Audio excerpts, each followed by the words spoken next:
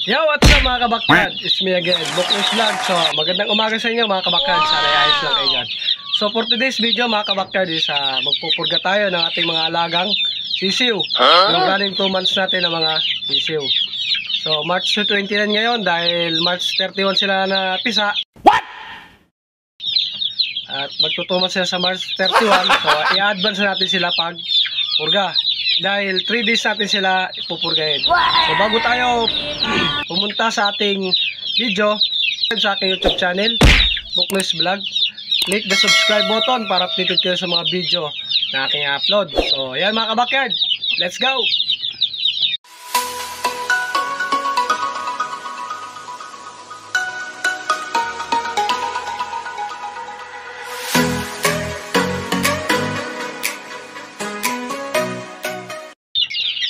So ayan mga kabakyard, bago natin umpisahan yung ating video, yung pagpupurga, may shoutout mo.